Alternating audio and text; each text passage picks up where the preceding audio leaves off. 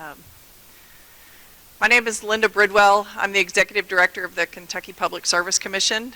I appreciate everyone coming out tonight. This is our fourth public meeting for the Kentucky Power rate case application, case number 2023-00159. So I want to talk a little bit about what you're going to see tonight. You're not switching. Of course, there we go. So the presentation, the process tonight for this public meeting is that we will have a brief and very high-level presentation by three of us from the staff. And when I say high level, we will not go into details about the case. Some of you may be aware that a stipulation agreement was filed today by the parties in the case. So we are not going to talk about that tonight. The case is still pending.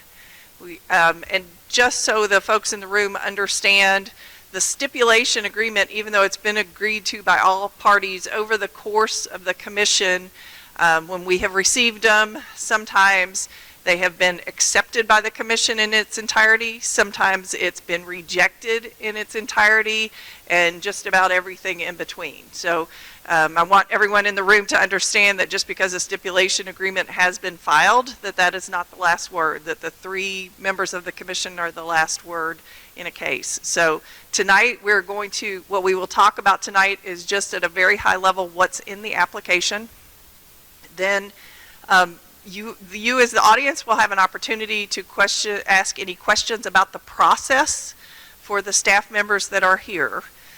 We do not talk about the case. It's not an engagement back and forth about details about the case. And there will not be a presentation by the utility tonight. So this is your opportunity to make public comments and for you to make your comments known to the commissioners. I want to make sure that you understand the commissioners will not engage either back and forth. If you ask a question, they are not able to answer it.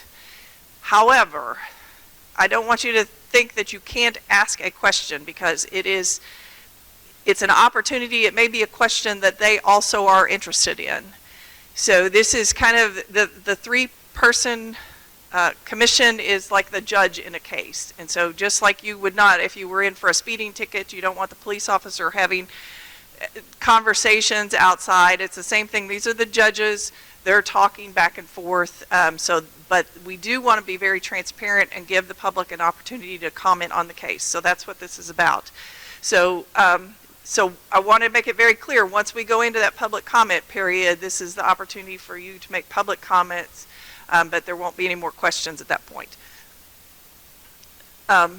So with that, just to give you a brief overview about the commission is a three-person panel that's appointed by the governor. We were created in 1934. We regulate over 1,100 utilities in the state of Kentucky. Our operation, we're funded by an assessment that all of the utilities pay based on their annual revenues. And the statutory duty is that every utility shall furnish adequate, efficient, and reasonable service at fair, just, and reasonable rates. So that is what the commission is looking at. Just briefly in the rate making, so utilities are not competitive businesses in the state of Kentucky, but they are monopolies. They have their rates and services regulated by the Public Service Commission. Historically, there was a concern about having duplicative services. So you really don't want a water line running down the side of the road and another company running a separate water line down the other side of the road because it's so expensive, so much capital is required, so much money is required to make that investment. The electric utilities were provided defined service territories, and they have an obligation to serve everyone who demands service in that territory. So utility rates and services are regulated to protect against the risk of poor service and monopoly profits in excess of the costs. So with that, we'll move over into some of the legal conversation about the purpose of the application, and then just again the high-level details.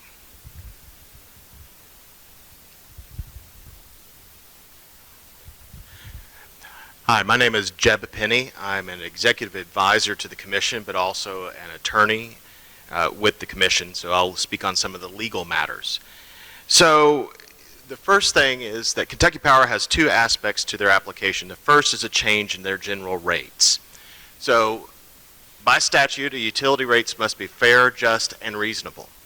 When a utility makes an application, the Commission can, and in this case has, suspended the rates subject to an investigation, and the utility bears the burden of proof to prove that whatever they're proposing is fair, results in fair, just, and reasonable rates. So when the Commission is looking at the rates for a utility, one of the things it has to look at is that the rates that they set must provide enough money so that the utility can provide adequate service, they can maintain its financial integrity, pay its bills, attract investors, and including getting loans at or debt at lower interest rates. And rates that don't allow this recovery have been held to be unconstitutional by both the United States Supreme Court and the state Supreme Court. So under the process, the utility files its application. The Commission suspends the rates here for up to 5 months, after which the utility can put the rates into effect subject to refund, request for information, an evidentiary hearing, and in this case, the hearing begins on November 28th and could run as late as December 6th. Parties will file briefs after the hearing and respond to discovery after the hearing.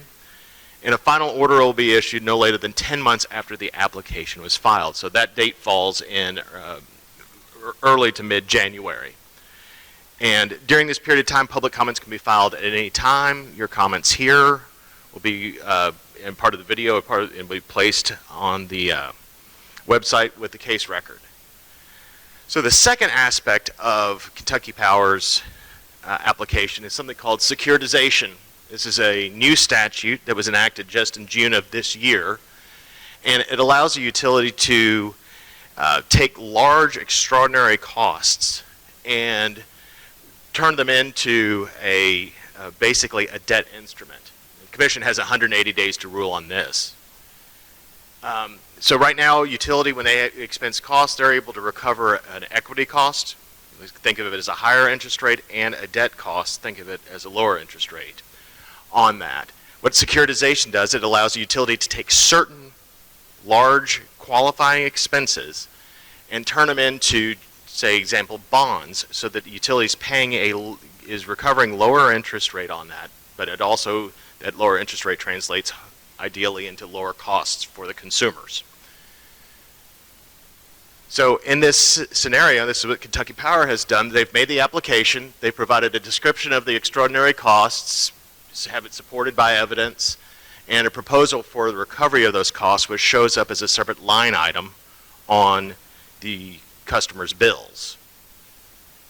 So the Commission is reviewing this to make sure it's good and in a public interest, good for consumers, meaning that it results in savings over time to the consumers, and the Commission has employed outside consultants to take a look at this as well.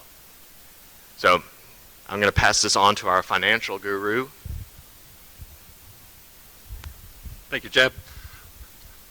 Good evening. My name is Trip Costin, and I am the Director of Financial Analysis for the Public Service Commission.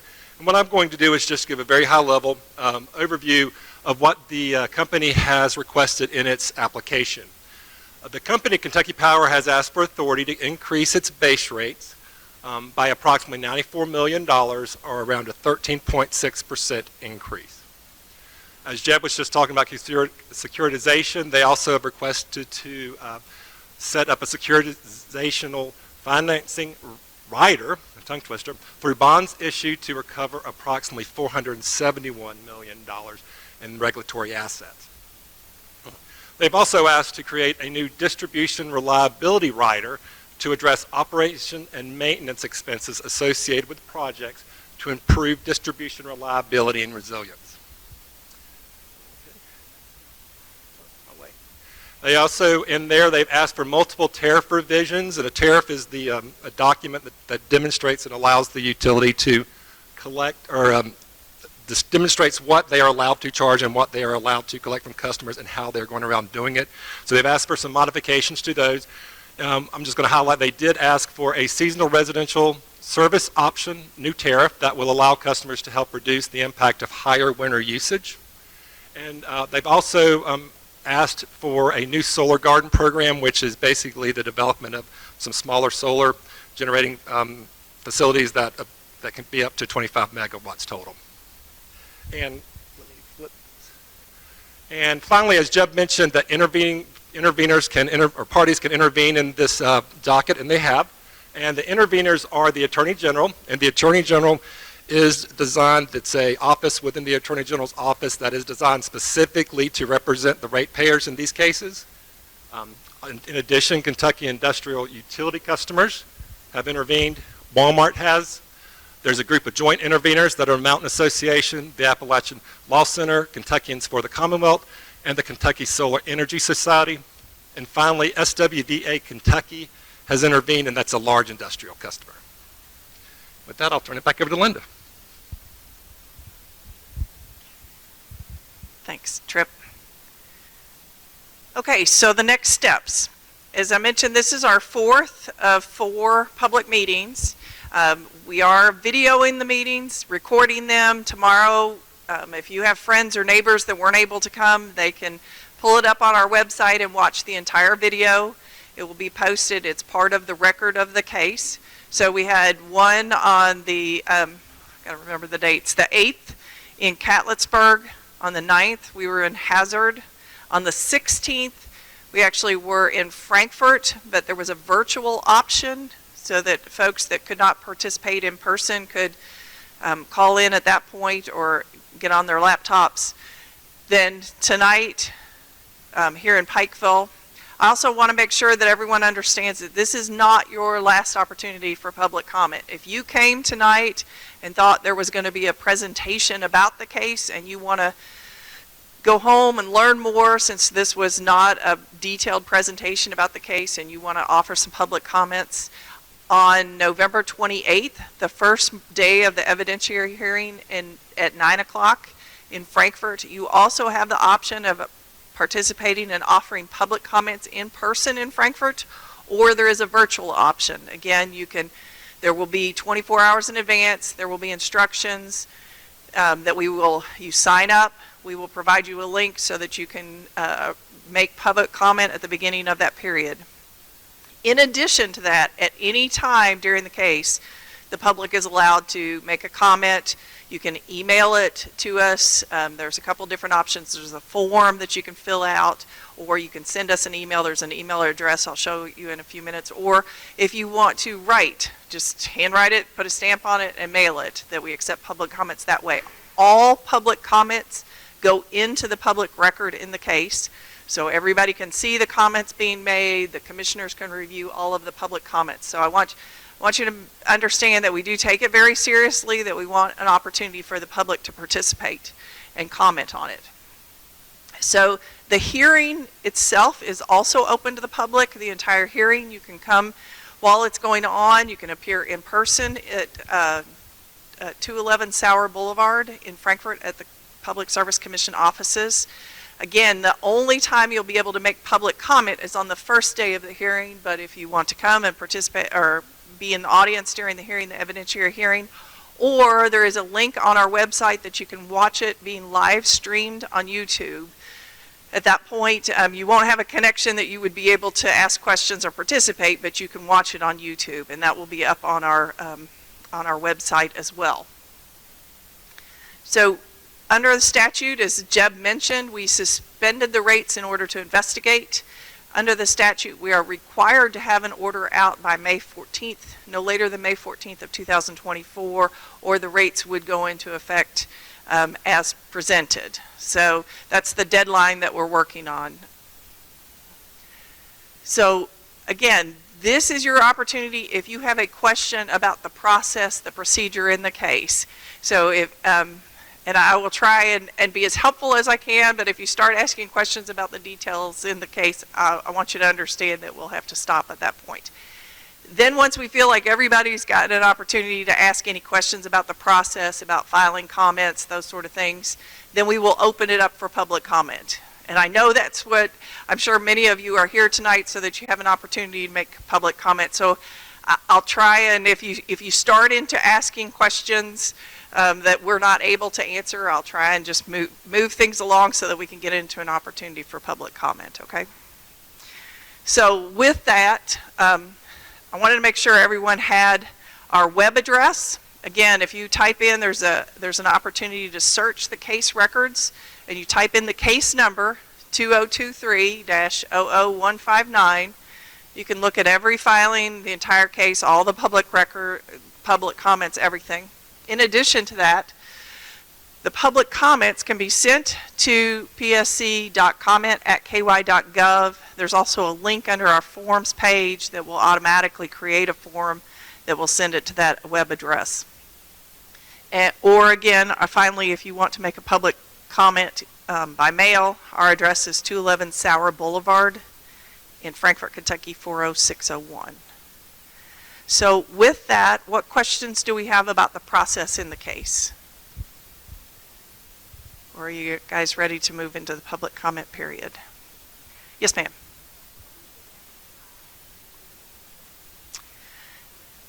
So the hearing itself, the evidentiary hearing, will run November 28th. I think it's scheduled 6 to 8 days. Now, the decision will not be made at the hearing. We'll issue an order after that time, but before May of 2024. And at that point, then, that'll be the final decision in the case, subject to any appeals or rehearings that come up. Okay. Did I have another, was there another question on the process? Are you all ready to move into public comment? Okay, so give us just about 2 minutes so we can move the microphone around. What we're going to ask you to do, again, because we're recording this for a video so that other folks can watch it, we're going to put the microphone here so that you can address the commissioners, and we just need a minute or two. So I do ask that you don't try and adjust the microphone. We'll try and pick up. Unfortunately, if you try and adjust it, our stand is a little temperamental. We've seen it fall a couple times. We'll fix it if you do, but just try. All right. Good evening. Can you all hear me out there? Should I put the microphone a little? How's this? Is that better? All right. Great. All right. So, good evening. My name is Kent Chandler. I'm chair of the Kentucky Public Service Commission. Joining me tonight are Vice Chair Angie Hatton and Commissioner Mary Pat Regan. Just to reiterate or mention again something that was said earlier, that this meeting is being recorded for the benefit of the record, for the rest of the public for transparency, and in order for all of us to review and consider as part of the case record. We're here to take comments we're here to take comments tonight on Kentucky Power's application for an increase in rates, a change in their rules and tariffs, and a change to their accounting practices, as well as approval of a proposal for securitization. To reiterate the point that was made during the previous overview, the role and obligation of the Public Service Commission is to ensure that the application presented here does or does not meet the legal standards applicable to it, including whether the resulting rates are fair, just, and reasonable. We understand that in any proceeding of this type, there are strong opinions and feelings. We ask that as you provide your comments today, that you are respectful and mindful of the time limit for each speaker. We are here to listen. The utility is not presenting during this public comment meeting, and neither are the interveners to the case. The utility and all of the other parties will have an opportunity to make their case during the pendency of this matter. This is an opportunity for customers of the utility and for members of the public to state their positions, concerns, and to provide us comments for our consideration. Again, we are here to listen. During today's comment sessions, we will not be answering questions. The Commission is the fact finder and decision maker in this case, similar to a judge. And as such, we are unable to comment or to speak to the process or substance of the pending case. Nevertheless, questions that you raise during your comments may be of assistance to the Commission and our staff in adjudicating this matter, including at our hearing. If you ask questions If you have questions for the utility or parties to this case, you can ask them during this public meeting with the anticipation that those entities can later convey an appropriate answer outside of this forum. If you would like contact information for the utilities, all utilities' contact information can be received by calling the Kentucky Public Service Commission or emailing us at the information provided. Given the number of participants,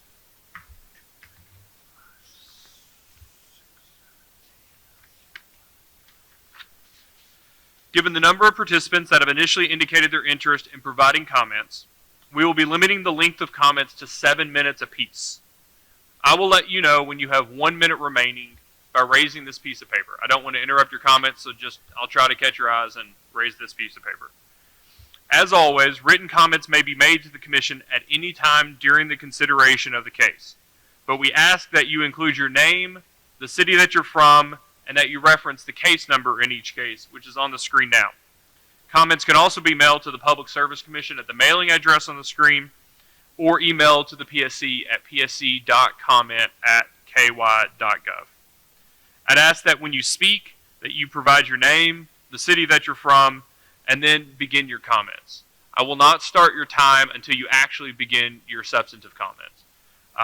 2 notes for consideration. The first is we're all writers, we're all note takers. And so if we look down or we're using our pens, it's because we're taking notes on each one of your individual comments. The other is that I have my phone out, but it's exclusively to keep time for each speaker. So again, each speaker will be 7 minutes, and I'll let you know by raising the paper once you've hit 6 minutes in your comments. The last item of forgiveness that I would ask in this meeting is that all of you all signed in, and a few of you all use cursive. I learned cursive, but it was a while back. I'm not great at reading the names off of the sheet, even the ones that are in print. I'm going to mess up a half a dozen people's names tonight. I'm sorry ahead of time, but if you think I've gotten your first name right, and you signed in early or you signed in late, please bear with me and don't be too critical when I mess your name up. So I'll go through the list in the order that folks signed up to provide public comments.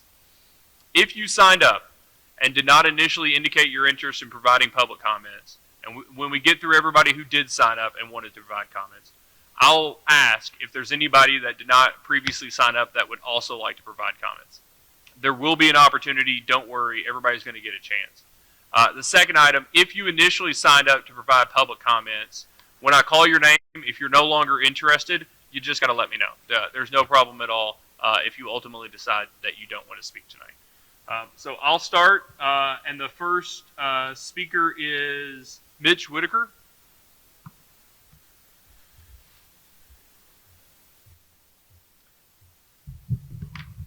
Hi, Commissioners. Thank you for coming down here. I was at the Harlan meeting, and you all said that you didn't come down to Eastern Kentucky too much, so I appreciate you coming down here and hearing from us on this. My name's Mitch Whitaker. I'm from Fleming Neon, Kentucky, and I'm here today because I'm pretty angry.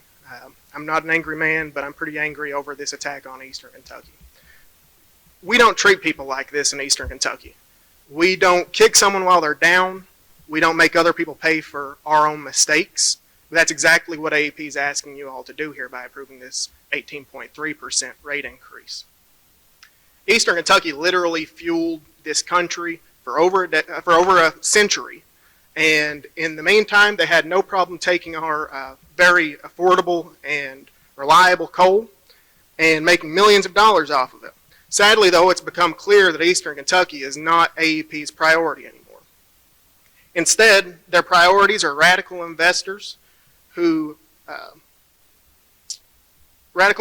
care more about shutting down the coal industry than they do about people. Make no mistake, folks, the power bills are as high as they are because of the shutdown of the coal industry. Commissioners, I encourage you to look at the AEP's website.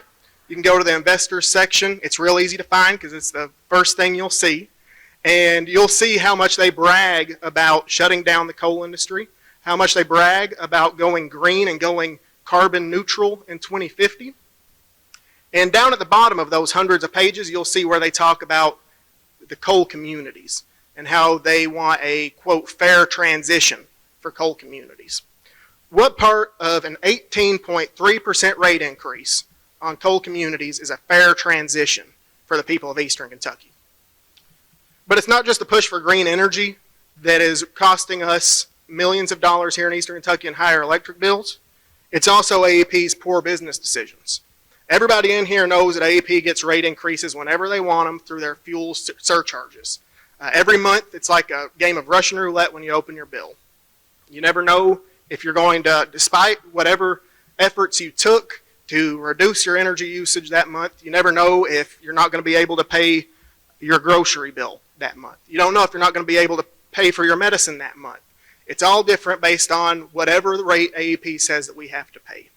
Now, I know of no business that can charge customers a different rate after they've already incurred the services that have been used. AEP can only do that because they've got a captive market, and they face no consequences for their decisions whatsoever. I'll finish up by saying that none of this falls at the feet of the AEP employees here locally. We've got some of the hardest working people in the world working on our power lines. When there's snow, when there's sleet, any hour of the day, they're out helping folks. But even they are impacted by this rate increase. They have to pay it just like everybody else does. And I'm told that AEP isn't spending its millions of dollars in record profits back here in Eastern Kentucky like they should. I know many people that I went to high school with that became linemen that have to work elsewhere because AEP won't hire them. Well, we've still got plenty of work here locally and an infrastructure that needs some servicing and foliage management that is mediocre at best. The AEP doesn't know what it's like to tighten up their belts when hit with an unexpected expense. And that's because the C-suite at AEP makes a fortune compared to the people of Eastern Kentucky. I did some math here, and last year the CEO of AEP made in 1 year what the average Pike County would have to work over 700 years to make. Over 700 years. Yet they're still failing the people of Eastern Kentucky. And Eastern Kentucky will not bail out AEP for its poor business decisions. I beg you to reject this rate increase. We can't afford it, and we cannot afford AEP's incompetence. Thank you.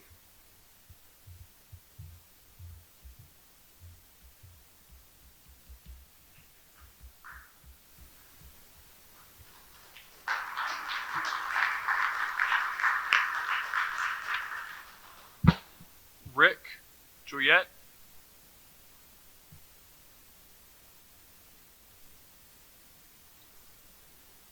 Might be Justice.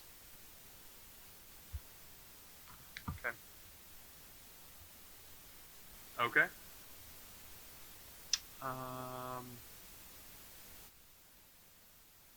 Penny Vaccaro.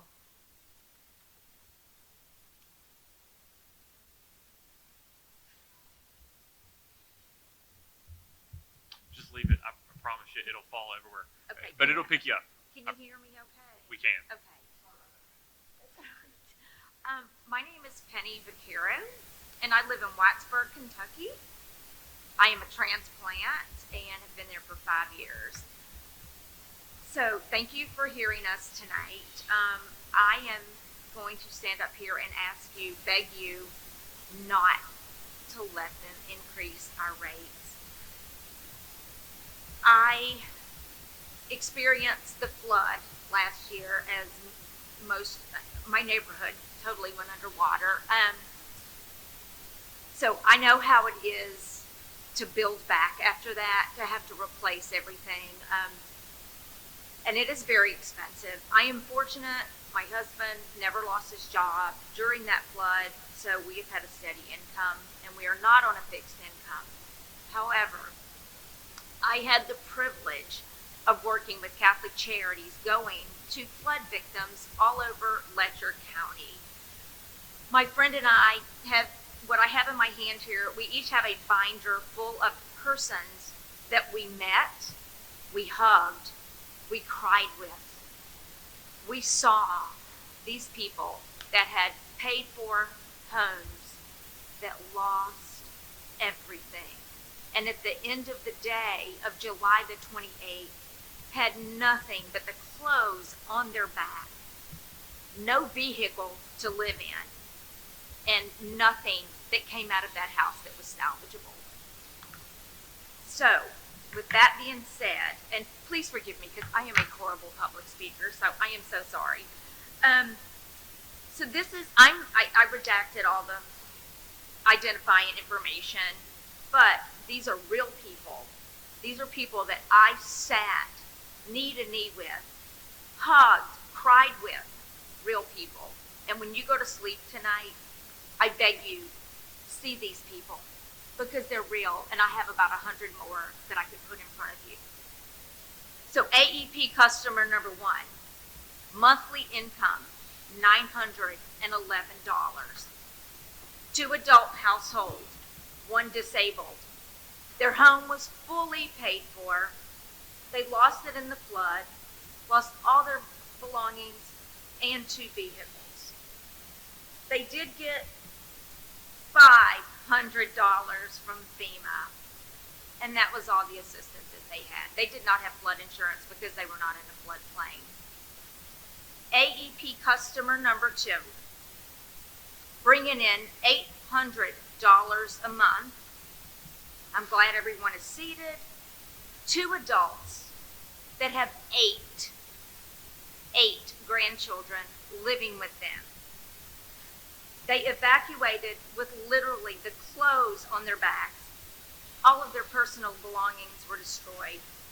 They received a total of $5,638 from FEMA and $500 from other assistance. I'm assuming that was something like the Red Cross that most of us got. AEP customer number 3, $1,400 monthly income. 2 adults, both whom work. They received I'm going to round these up, $8,300 from FEMA. They make $1,400 a month, and they lost everything. AEP customer number 4, $1,800 a month, 2 adults, 1 works, and 1 lost his job because he was in the computer business and lost all of his software, hardware, everything. And one of them does work. These people are trying to not only replace clothes, furniture, they have to go to the grocery store and actually pay ridiculous amounts for their food, for their gas. And now, if they increase the rates, Food City, Walmart, all of those people are going to just pass that rate increase to all of us. So we all know that's how it works, that the corporations don't pay these electricity bills. We pay it when we go in and buy our toilet paper at Walmart. I am a capitalist. I totally believe in capitalism. However, it is a little heartbreaking to me when I have to look at these people and my own self in the mirror when I look that the CEO's bonus, his bonus last year was $3.62 million.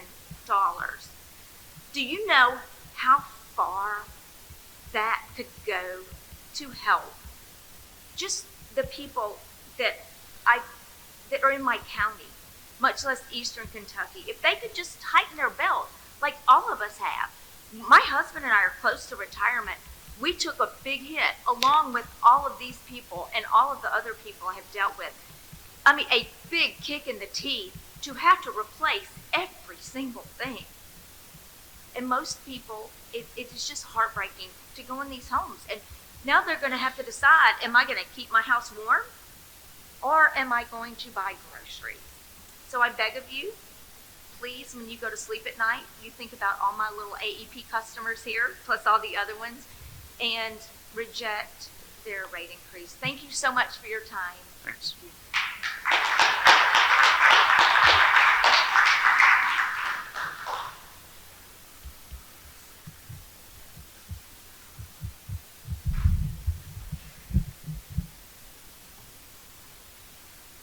So all I have is the last name Stiltner.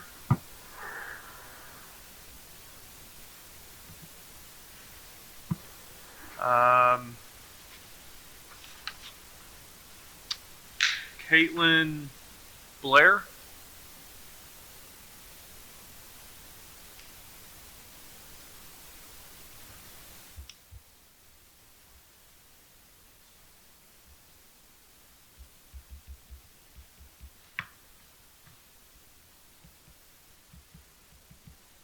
You'll have to bear with me. I'm horrible at doing this kind of thing, especially when I'm being recorded and there's other people around and I didn't write things like they did. I'm just going to be speaking from my heart, but I'm Caitlin Blair and I live here in Pikeville. And honestly, I can't, I implore you to please consider, we live on a fixed income, $700.67 for the entire month. That is all we have to be able to pay for gas, to be able to pay all of the bills, pay everything. I have a toddler at home to where I've got to be able to get groceries. I've got to be able to get diapers for him. I've got to be able to get everything for him, on top of my having a disability to where I can't work. I haven't been approved for disability, but I can't work. To where this rate increase would significantly hamper our being able to do anything, let alone being able to afford food, to afford the gasoline we need in the car, to be able to take my son to school, to be able to take me to doctor appointments or anything. We cannot afford the 18.3% increase to be able to cover for their mistakes, for their mismanagement of their own money. I'm horrible with money, and I can see that things aren't being done right, and it shouldn't be put on us to fix their mistakes. So I implore you guys to just reject their proposal this evening.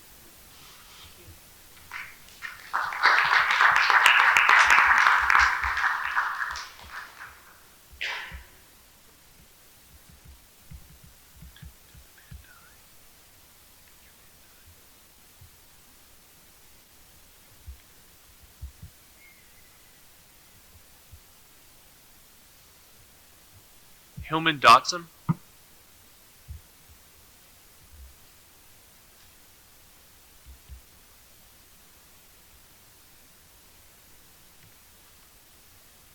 Good evening, y'all.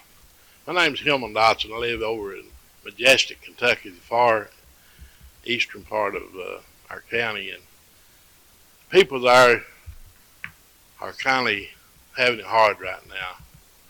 We beg and plead you guys to reconsider this rate increase, because the timing is really not good for our people. You know, a few years ago, AEP said that they were going with a cheaper rate. They were going to tear all of our power plants down that were supplied by our coal, which is what our people make a living with. And it took away a lot of jobs. It took a lot of economy away from Pike County. And evidently it didn't work for them, because now they're wanting another increase. And the people right now are having to make decisions whether they buy food, medicine, or pay their power bill. And we just went through some increases, and I understand that our sewer and water increase is going to go up tremendous in Pike County. We just had a 911 increase on our people, and we just don't know how much further that the people can go with these increases, because a lot of our people are on fixed income.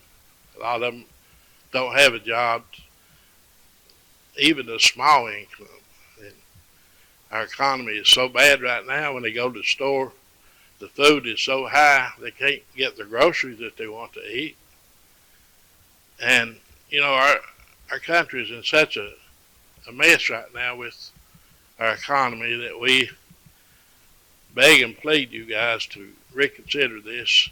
And you know, the employees for AEP are great people. They out in all hours of the night in the weather taking care of our power, and they do a tremendous job, and they need to be paid. But right now I think A&P could lay this aside for some time and give our people time to bounce back and get their economy a little better at our homes. And we just thank you for coming to hear our needs. I'm here on behalf of the people that can't be here tonight, and I just hope and pray that you people will take these people in consideration when you look at this increase and vote it down. Thank you.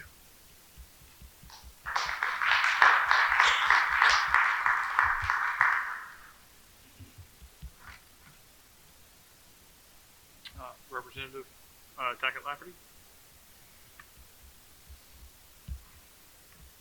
Thank you. I knew I was going to be on a time limit this evening, so I brought some notes to help keep me in line.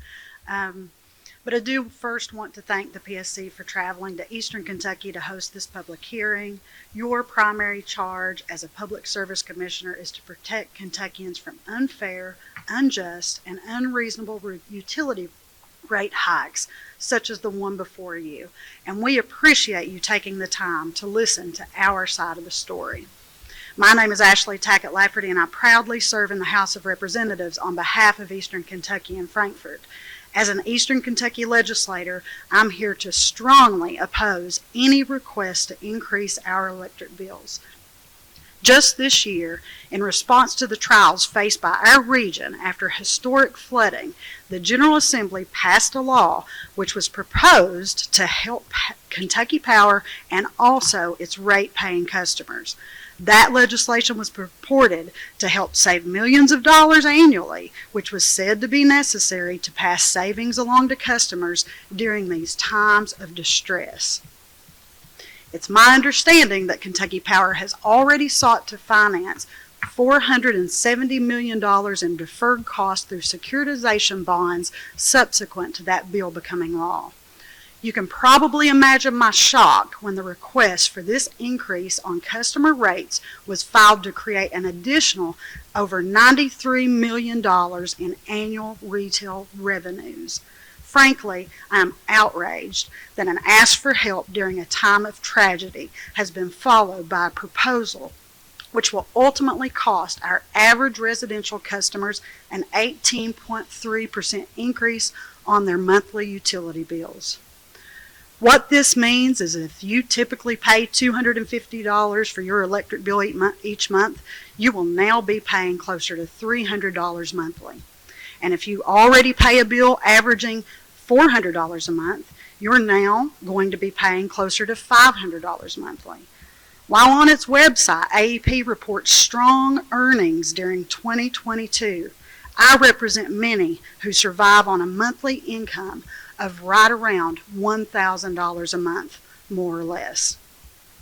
On top of their essential bills such as housing, heat, water, and their monthly medications, these same folks are paying nearly $100 for a tank of gas to get to work, not to mention hundreds of dollars for a cart of groceries to feed their families. Even for those who may not go without heat due to this rate increase, due to any sort of rate increase, our local businesses will also feel the cold sting of less money being spent in our community because people will just not have it to spend. For our families and our small towns devastated by last summer's flooding, this does nothing but add further heartache. Our monthly electric bills already exceed the average in all 50 states. And here in Eastern Kentucky, our power bills are sometimes double the amount of those homes near central Kentucky. There is something profoundly wrong when a company asks for a double-digit percentage increase on its customers, even when its parent company enjoys double-digit profit growth. If this rate increase, or even a smaller one, is approved, it will devastate many families struggling to pay costs that rival, if not exceed, what they pay for housing. Any increase will hurt this already ailing region that is working so hard toward a path of recovery and revitalization. This is not how our region, which has helped to power our nation for decades, should be treated. At this point, we simply can't afford it, and I ask you to not approve this increase. Thank you.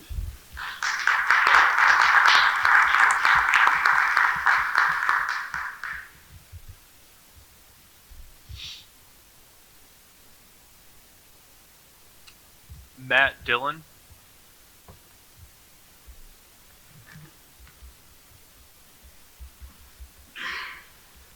Howdy, I'm Matthew Dillon. I'm from over in Raccoon, Kentucky, and I'm just an average working class Joe that's trying to make a living and have a decent life here in eastern Kentucky. And power bills are already outrageous. It's $400 a month on average. I think it's around $420, and we're on an AMP plan. So that means the average monthly bill is $420. If they get a rate increase, that's going to push us over $500 just for one utility service. We still have to have other things like water, cable, phones. You can't spend your entire income on one utility and be able to make a decent life here. So I ask that you deny any increase for a rate increase for AEP. Thank you. Thank you.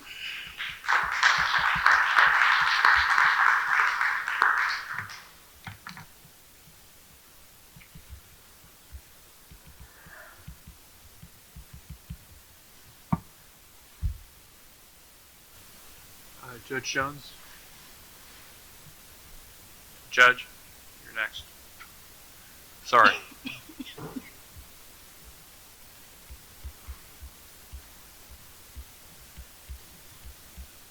Well, first of all, let me welcome you, Mr. Chairman, and members of the Commission to Pike County. My name is Ray Jones. I'm Judge Executive.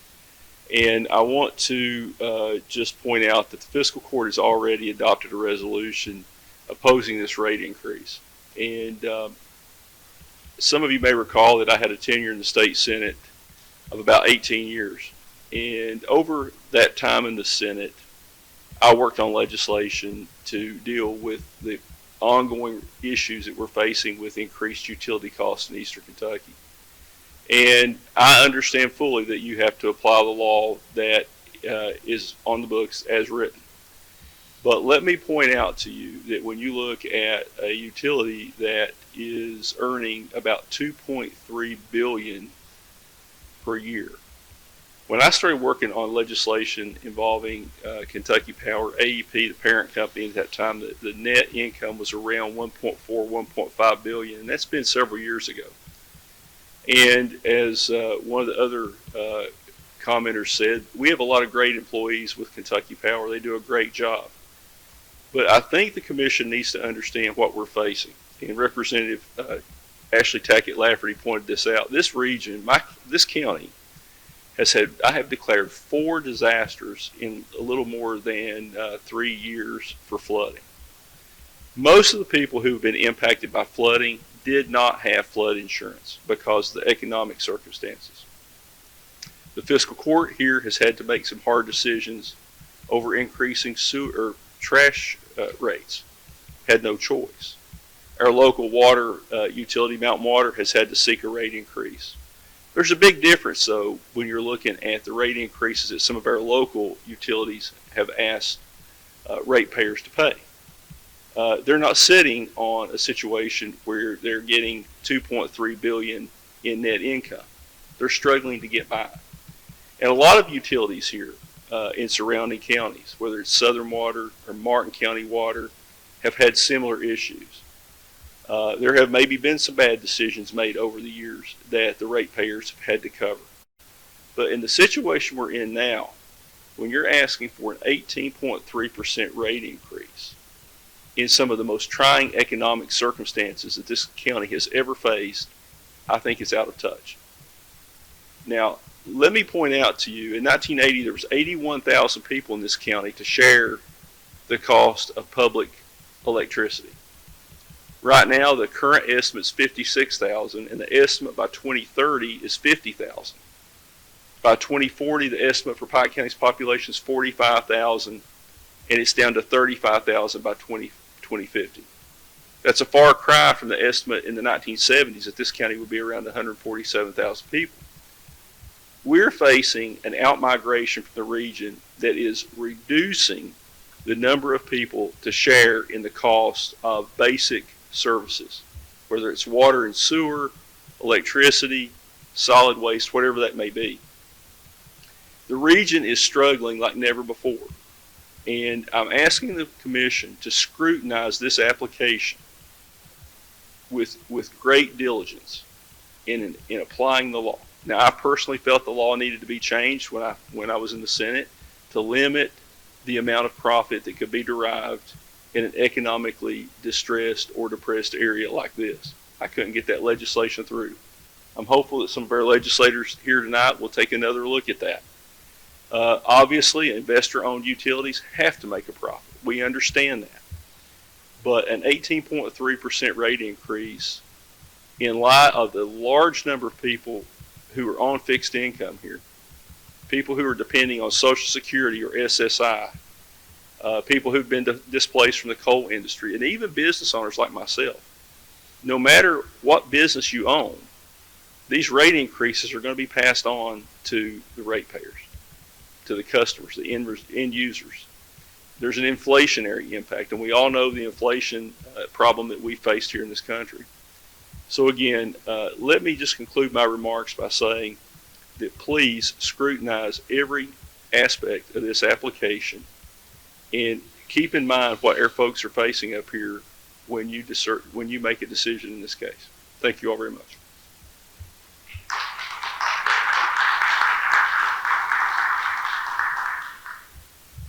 Mary Harmon.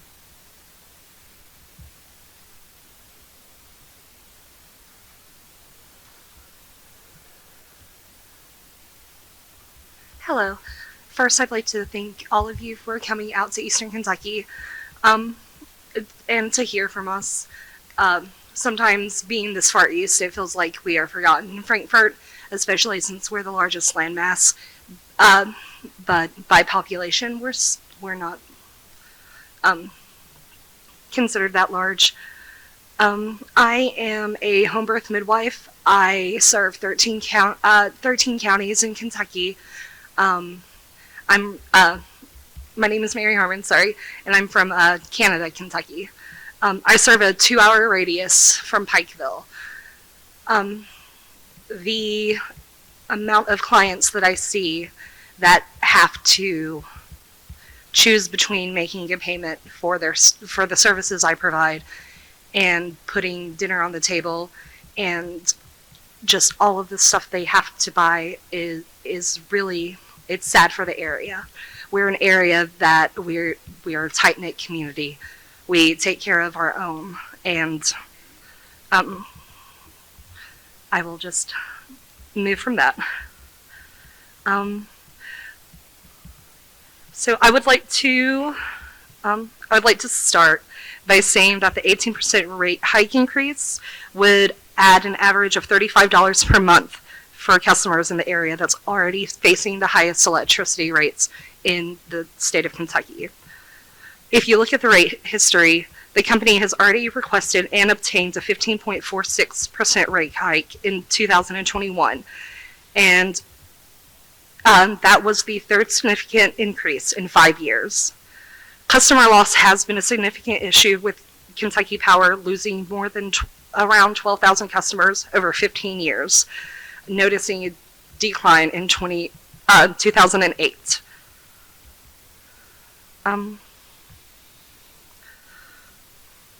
One of my concerns is about inclement weather and severe weather.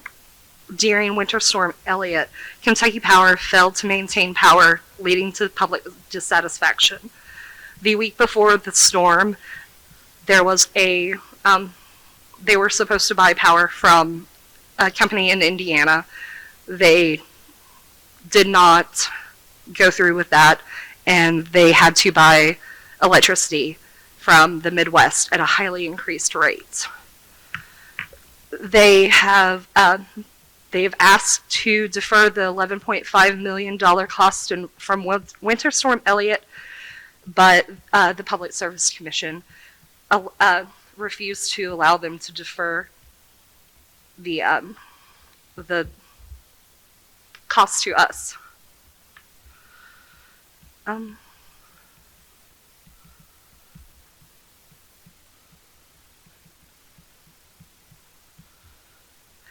I asked the Commission to consider the financial hardships that we already face in this community. The lack of medical access, having to travel the Mountain Parkway to find doctors outside of the area, and just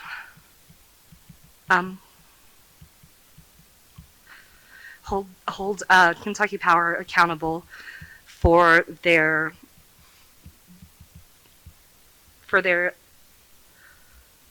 failure to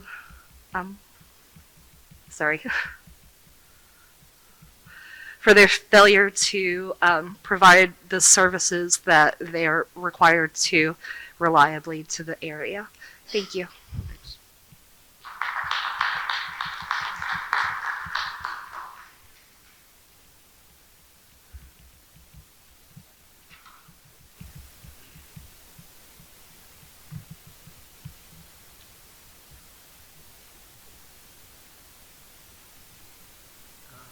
Eldon Lounsbury? Lounsbury. I asked for forgiveness 20 minutes ago, so I'm sorry again. It's all right, there's not too many Lounsburys in the county. My name is Eldon Lawrence Lounsbury. People that know me as Larry. I'm from Furrows Creek in Belcher, Kentucky, near Elkhorn City. I'm also the president of the Elkhorn City Heritage Council and also the curator of the Elkhorn City Railroad Museum. And I'm all about history. I'd like to speak a little bit about AEP's subsidiary, Kentucky Power, and its history in our area. In 1977, there was a requirement that was put into the Clean Air Act by the Carter administration that all new coal-fired power plant generation would install scrubbers to burn clean coal. Of course, that was in response to the 1973 oil embargo that we went through and the problems with the foreign oil. The Big Sandy Power Plant didn't have to comply because it was built in 1963. In 2016, the plant was converted from coal to natural gas, along with the shutdown of coal mines, including the one that I worked at in 1985 for 11 years, is why some Kentucky power companies started to leave our area. I understand that for that reason they wanted a rate increase of 18.3%. But according to this is something I looked up on the Real Clear Energy site.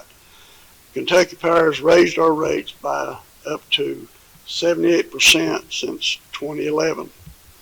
I guess y'all remember the power outage of a week and a half we had in 2009 and 10. For about a week and a half, they had a lot of trees fell on the power lines. Of course, right after that, they asked for an increase. When Liberty Utilities offered to purchase them in 2023, early this year, and they promised not to raise rates, the Kentucky legislators passed a bill wanting transparency for shutting down any existing coal-fired power plants. I think we deserve the same from our power company. The customers, like me, didn't get a 25 or 75% pay increase. My Social Security check isn't going up anytime soon. And I would like to see more transparency in the Kentucky Power Company and their profit margin before any more pay increases are allowed. I hope the Public Service Commission agrees with that. New industry cannot and will not come into this area to add jobs. If our area, into our area, if the energy bills continue to rise. And I thank you.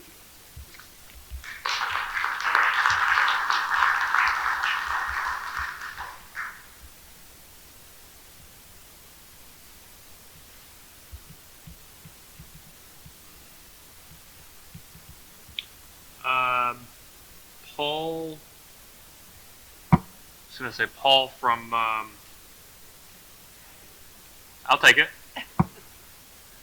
See, it's easier when somebody says it. It's like, well, that's very clearly what it says, but it's... Yeah, we're from a little town called T-Berry, Kentucky, which is over in Floyd County.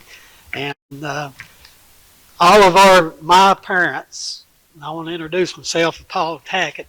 My parents was a retired coal miner. My mother was a retired teacher.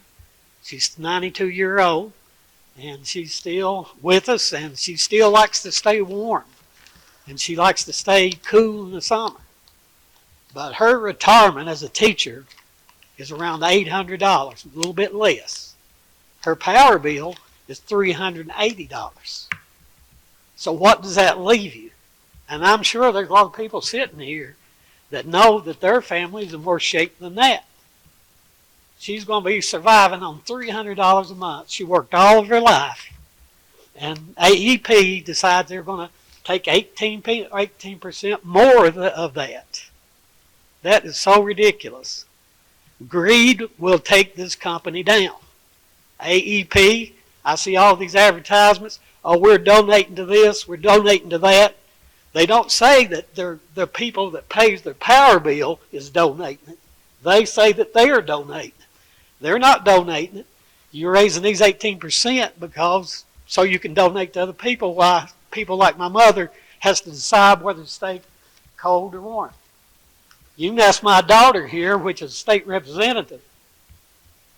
When she comes to my house, sometimes she says, "Why is it so hot in here?" I said, "Well, I'd rather save a little money to spend on little things instead of paying the big high electric bill." How many people does that in here? I'm going to tell you, everybody in here does that. And I am going to propane. I've already started having a, and it's helped my bill over $100 a month by going to propane. So I'll make an advertisement for propane. I say we take AEP, if they want to treat us this way. I think everybody in Floyd, Pike, and Letcher County, all the way around, are to get together. Let's go to propane if they don't want to keep these 18%. They act like we have nothing to say about what we pay. And I think everybody should get tired of this. And it just upsets me so bad to see people like my mother who worked all her life and have to sit there and we have to decide, well, we'll help her out with her electric bill, the family will, so that she can stay warm. And I know there's a lot of people a lot worse shape than we're in. I'm a retired teacher myself. And believe me, I cut back. I have to. And it's a shame. I worked all my life also. I worked several years in the coal mines. I know what they're going through. We lived that life of a coal miner. And when I was young, that's what we lived on, propane. Because electric wasn't that much. It's $6, $8 a month. That's all we paid. And one thing I'd like for this crowd to do, watch the stock market. In the last 10 years, AEP has over doubled their stock prices. Now, where does all that money go to? To the people that buys the stocks, right? We can't afford to hit $70-some a stock, or maybe higher right now, one share. We can't buy one share. I can't. Stuff. So, and I'm asking AEP, greed will take you down. I'm telling you, when enough people get as mad as I am, they're going to stop using your product. They've done it many times in the past. We threw the tea over on those boats, didn't we? Because we got tired of the high prices. Thank you for your time.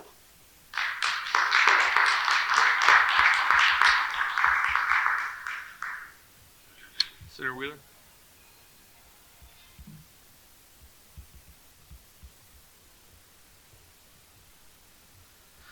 Thank you, Mr. Chairman. I would like to reiterate several of the comments that have been made here tonight. we are a region in crisis, and we do understand that there is a law that the commission is bound to follow. But at the same time, we have to look at how we got to where we are and what type of things the commission needs to look at when deciding whether or not to approve an appropriate rate increase for AEP. Just this morning, I actually got an email from a representative from AEP stating that they had reached a tentative settlement with some of the interveners to agree upon a 10.6% rate increase, or approximately 11% rate increase. I guess to some degree we should greet that as good news, but on the other hand, I kind of made me wonder, if 11% gets them to where they need to be, why were they out here asking for 18%? What type of other increased costs are they hiding within that bill that could potentially be cut out that, they have overinflated in an attempt to inflate their profits? Since I've been in the legislature, I've also looked at ways to reduce the cost of electricity here in eastern Kentucky. Some of the factors are very difficult to deal with, such as depopulation, such as the challenges of providing electricity and utilities over large rural areas. Of course, it's a lot easier to provide electricity in a city where you have 50 houses on a block versus 2 houses on a holler. We're not ignorant to that fact here.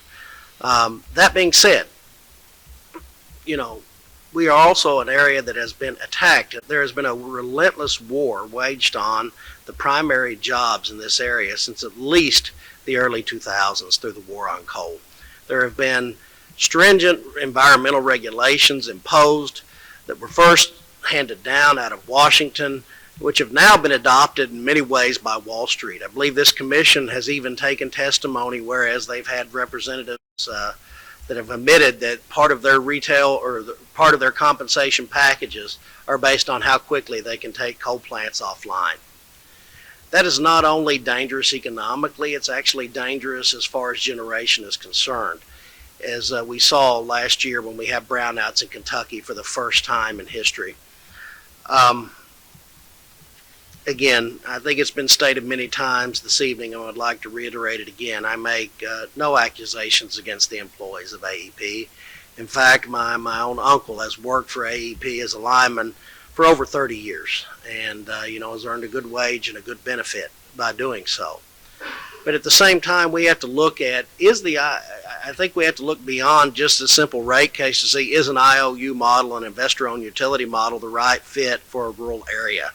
And those are the type of policy considerations that I think we're going to be looking at in the legislature as we go back into session. I've also been given some concerning information on that very point of generation in this area that gives me further concern as to how AEP is going to proceed down the road. Currently, I was told that 800 megawatts of the power within the AEP or the Kentucky Power System is supplied by the Mitchell Coal Plant in southern West Virginia, something that they intend to take offline by 2028. 275 megawatts is provided by the Big Sandy Power Plant, which was previously a coal-producing plant, which is now natural gas. That plant is currently scheduled to be taken offline in 2031, although they do have indicated there may be a desire to extend the life of that plant through 2041. Although natural gas is a valuable resource in this area, one, it does not provide the immediate baseload capacity of coal. In addition, it is much more subject to the fluctuating prices of the market. In addition, we've seen that AEP has handed down many large transmission costs to the customers within the area for out-of-state projects that actually do nothing to help eastern Kentucky. Some of those transmission costs, I believe it's been estimated, could account for 16% of the bill being paid by the average eastern Kentucky customer for projects that do nothing to help this area economically. AEP's long-term goal is to enter into purchase agreements and perhaps eliminate any power generation in eastern Kentucky in general, which I think is a highly dangerous scheme that definitely puts eastern Kentucky ratepayers at the whims of the market, and they are the folks that are least able to pay. Again, we've already seen that they've asked for an 18% increase. They've already dropped down to 11%. how much more is false inflation is packed into that number? I think that's for the commission to find out. We have gotten some good news. The bill that was discussed by Representative Lafferty will result in about $75 million in savings for AEP's customers, which is good news. But how much more can Eastern Kentuckians really afford to pay? I ask the commission to scrutinize this application with the utmost care, and when applying the law, do so in a manner to the maximum benefit of the ratepayers of Eastern Kentucky. Thank you very much, sir.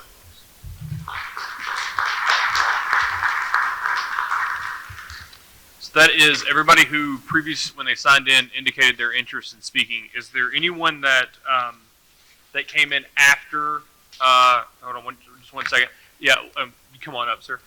If there's anyone that did want to speak and did not sign up when they initially spoke, that'd be fine. We'll start here, and we'll go to you, sir, and then anybody else, I'll make a call after those two speakers. So just remind folks that may have come in late, before you start speaking, we'll pick you up on the microphone. No need to pull it up. State your name, where you're from, and you'll have 7 minutes to speak, and I won't start and then go ahead and give your comments. I won't start the timer until after you start your comments. Please proceed. Yes, my name is Johnny Pace. I'm from Leslie County. Unfortunately, I was not aware of the hazard meeting, so I drove over here an hour and a half away. I may have a different perspective. We've heard many eloquent speakers. We've heard many people who have a lot of good facts. No doubt you all have all those facts before you. I want to talk about the human toll. I'm a former servant for the state of Kentucky, just as you all are. Worked at the food stamp office. Okay. The poverty level in eastern Kentucky is very low. So many families live in poverty. There are so many working poor that they go to their jobs, yet they're still able to get Medicaid for their children. That's how low, so very minimum wage jobs, so many jobs where people have to work for cash only, without workers' comp, without insurance. As you probably made your drive in, you may have noticed the great number of closed businesses.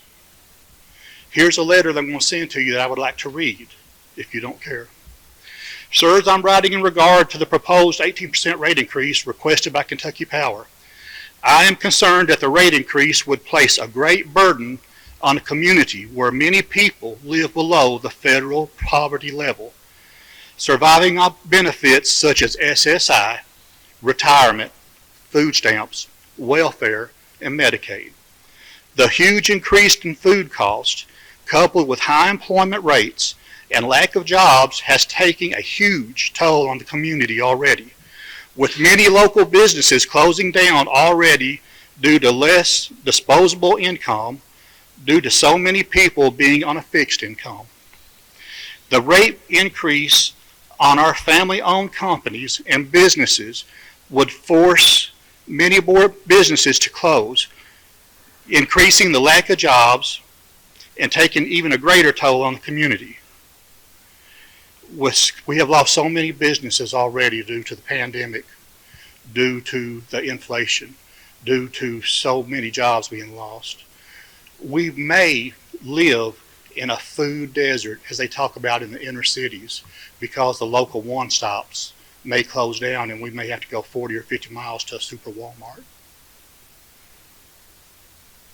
Please do not allow Kentucky Power to make a larger profit and more money for its shareholders. The request for the higher overall return of equity rate, I read this on the internet, that they're requesting return of equity. I'm not smart enough to know what this is, but I can look it up. They're wanting to pay their shareholders more money so that their stock prices will go up while we are shouldering that 18% increase. So I'm asking you today to think about a community. We're not Louisville. We're not Lexington. But yet, you know, we still have people that would travel 2 hours each way to try to keep their families here. I'm asking you to look at the human aspect of it. it's, I've tried to move away. I've tried to find other jobs. It's not home. It's not. So please consider where this rate increase is going to. Thanks. So Mr. Pace, if you'll give that gentleman your letter, instead of you having to mail that in, we can just scan that in and include that as part of the record if you would like. Sir? Great.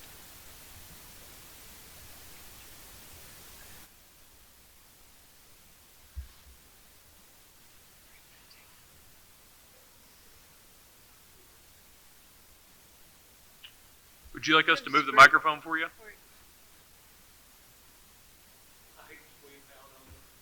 It's up to you. That's why we got it. That's why we have it cordless. We're happy to bring it to you if you'd like. All right.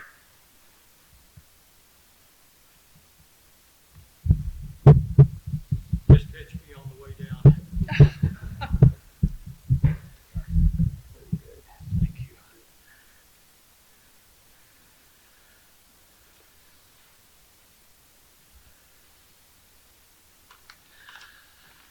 I appreciate the opportunity to address you this evening in regards to case number 2023-00159. My name is Randall Osborne. I'm a born and practically lifelong resident of Pike County, Kentucky. During my adult life, I've been an advocate for Pike County, an advocate for its children. That's why I taught school. An advocate for its history and its legacy. That's why I write about it.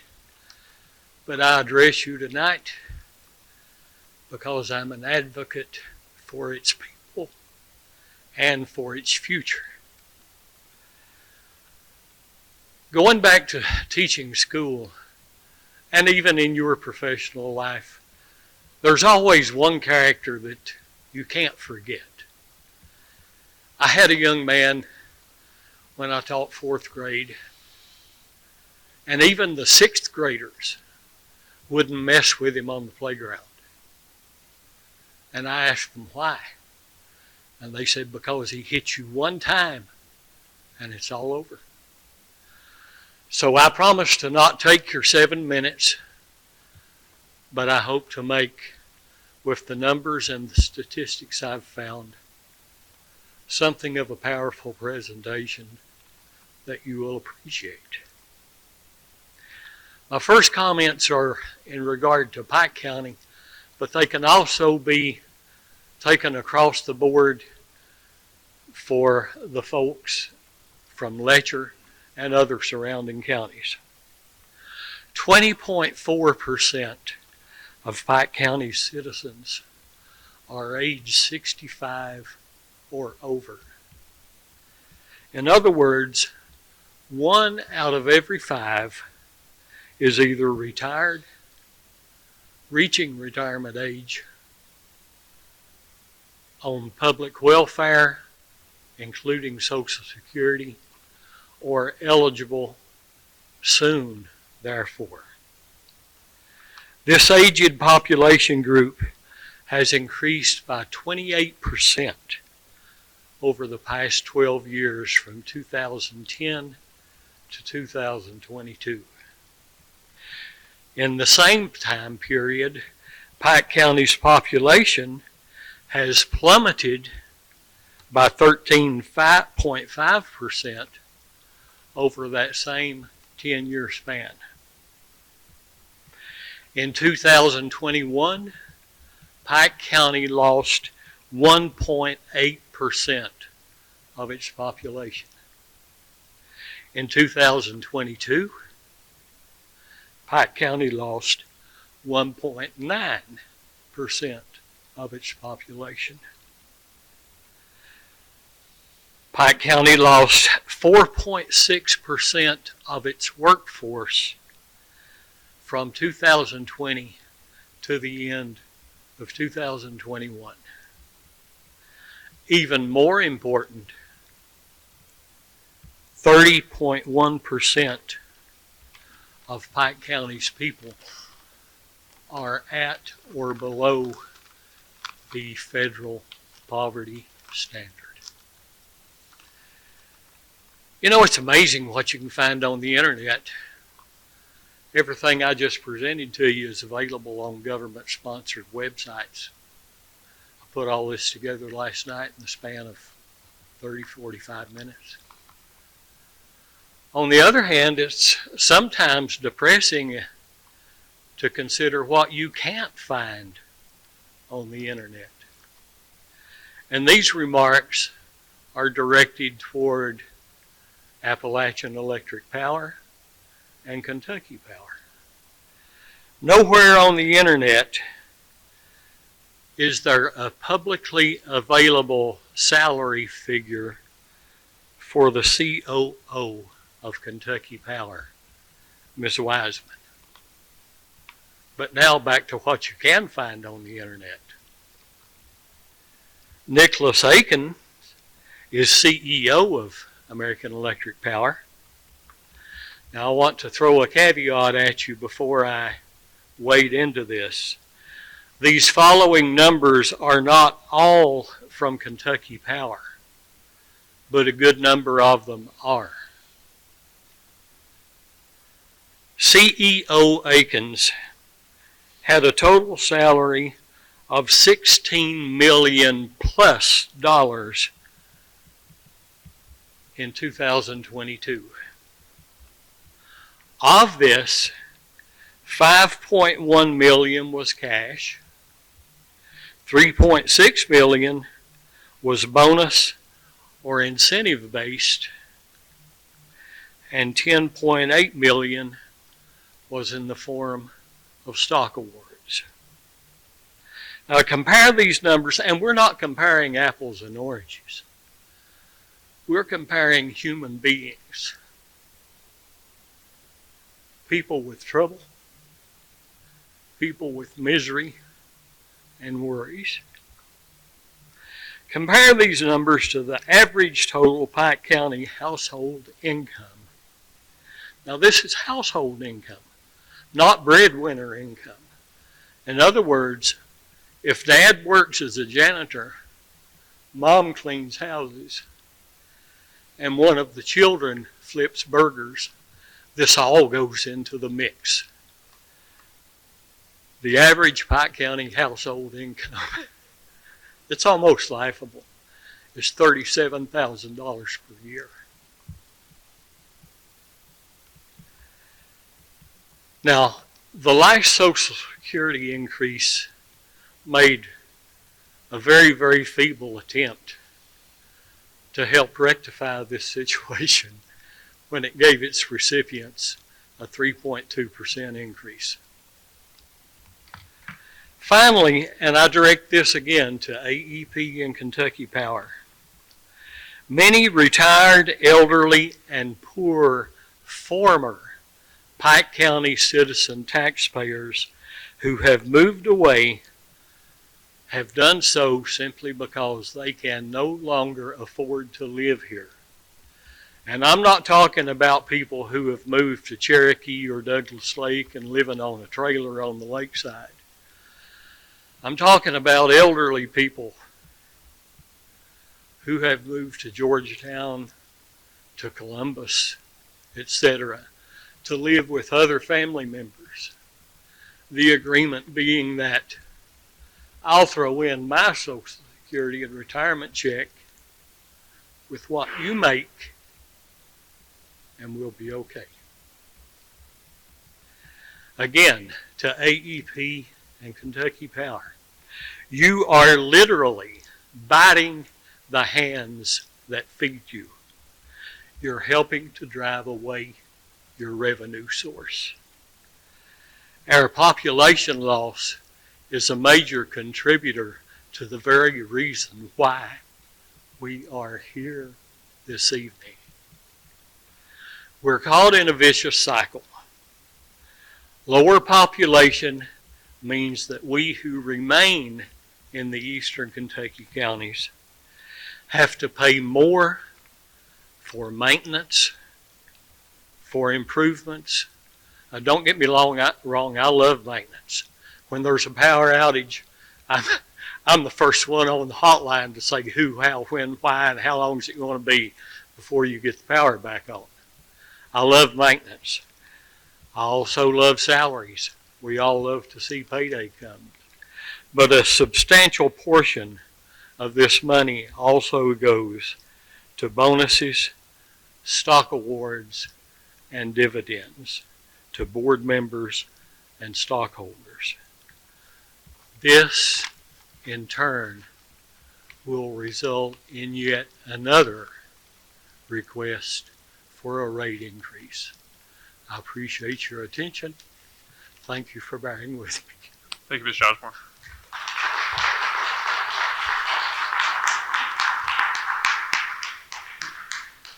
Is there anyone else that did not sign up and would like to provide public comments? Okay. Seeing none, I do just want to reiterate the different options for anybody who is interested in providing public comments, or if you all know folks that are interested in providing comments that were unable to come tonight. Again, we've had public comment sessions in Catlettsburg, here at Hazard. We had a remote or virtual option by phone or internet last week.